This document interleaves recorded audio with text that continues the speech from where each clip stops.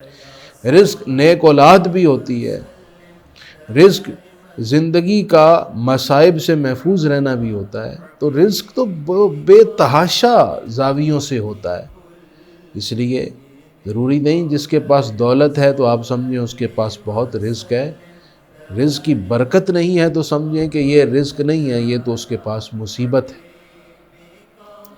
دوسری روایت آپ کے سامنے ام المومنین حضرت عائشہ صدیقہ رضی اللہ تعالیٰ عنہا سے آپ فرماتی ہیں کہ اللہ کے رسول علیہ الصلوۃ والسلام نے ارشاد فرمایا وَإِن كَانَ شَيْءٌ يَقْطَعُ الرِّزْقَ فَإِنَّ التَّسَبُّحَ يَقْطَعُهُ، اگر کوئی شے رزق کو روکتی ہے تو وہ دن کے اول وقت میں فجر کے بعد سوئے رہنا ہے، یہ رزق کو روک دیتا ہے۔ تو اس حدیث میں بھی واضح طور پر فرما دیا گیا صبح کا سونا بندے کو رزق سے محروم کرتا ہے۔ حضرت ابو ہریرہ رضی اللہ تعالیٰ عنہ کی روایت ابو نعیم میں ہے، آپ فرماتے ہیں کہ اللہ کے رسول صلی اللہ علیہ وسلم نے فرمایا، آپ فرماتے ہیں کہ 3 باتیں ناپسندیدہ ہیں: دن کے شروع میں سونا، اپنے بھائی سے برات کا اظہار کرنا، اور عجب اور فخر کرنا، یہ چیزیں ناپسندیدہ ہیں۔ اب کچھ صحابہ کرام اور بعض کے اکابر کے بھی اس پر متعدد اقوال ہیں جو اس بات پر دلالت کرتے ہیں کہ ہماری امت کے اوائل دور کے لوگ فجر کے بعد سونے کو پسند نہیں کرتے تھے۔ سب سے پہلے آپ کے سامنے میں جو روایت لا رہا ہوں وہ حضرت سیدنا عبداللہ بن عمر کی ہے۔ وہ فرماتے ہیں کہ النوم ثلاثۃ، 3 قسم کی نیندیں ہیں۔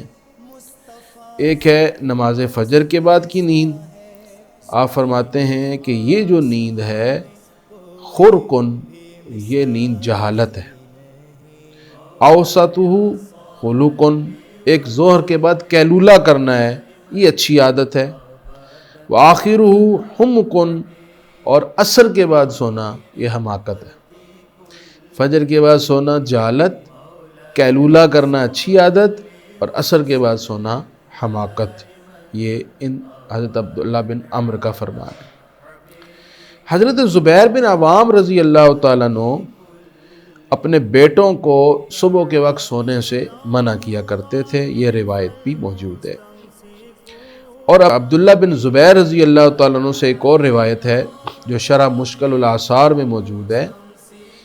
وہ فرماتے ہیں کہ زمین اللہ تعالیٰ کی بارگاہ میں فریاد کرتی ہے کہ مجھے 3 طرح کے لوگوں سے تکلیف ہوتی ہے، مجھے ان سے بچا۔ کیسے کیسے لوگ ہیں؟ انہوں نے فرمایا کہ وہ لوگ جو چاشت کے اوقات میں یعنی فجر کے بعد سوئے رہتے ہیں، ان لوگوں سے ایک یہ بتایا، اور دوسرا جو دو قسم کے لوگ اور بتائے گئے ہیں، ایک وہ جو زانی ہے، اس سے فرمایا گیا کہ اس سے بھی زمین پناہ طلب کرتی ہے، تکلیف محسوس کرتی ہے۔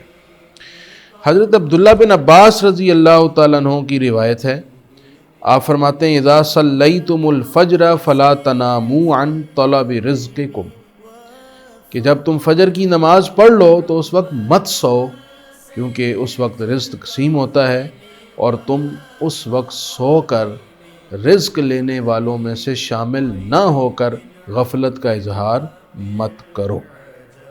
حضرت عمر بن عبدالعزیز، جن کو خلیفہ راشد کہا جاتا ہے، بہت بڑا کام ہے ان کا، انہوں نے اپنے بچوں کے استاذ کو خط لکھا اور انہیں فرمایا کہ آپ میرے بچوں سے سنجیدگی کے ساتھ پیش آئیں تاکہ وہ بے پرواہ نہ ہوں، اور دوسری بات یہ ارشاد فرمائی کہ آپ میرے بچوں کو یہ تربیت کریں کہ وہ صبح کے وقت مت سوئیں، کیونکہ جو صبح کے وقت سو جاتا ہے اس کی طبیعت کے اندر لاپرواہی پیدا ہو جاتی ہے۔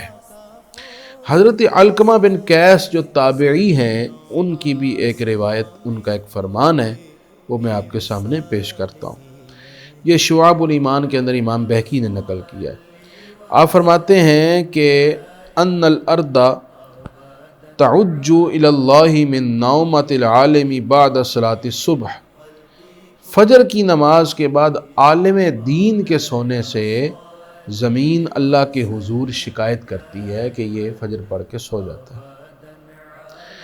تو یہ روایات کا ایک چھوٹا سا خلاصہ ہے، میں نے آپ کے سامنے رکھا ہے، ورنہ اس مضمون کی متعدد روایات ہیں۔ اب ان سب کا خلاصہ یہ ہے کہ فجر کے بعد نہیں سونا چاہیے، یہ وقت تقسیم رزق کا ہوتا ہے، اس وقت سونے سے بندہ رزق کی برکت سے محروم ہو جاتا ہے، اس کے اندر جہالت پیدا ہوتی ہے، لاپرواہی پیدا ہوتی ہے، اس کو بہت سارے ظاہری اور باطنی نقصانات ہوتے ہیں۔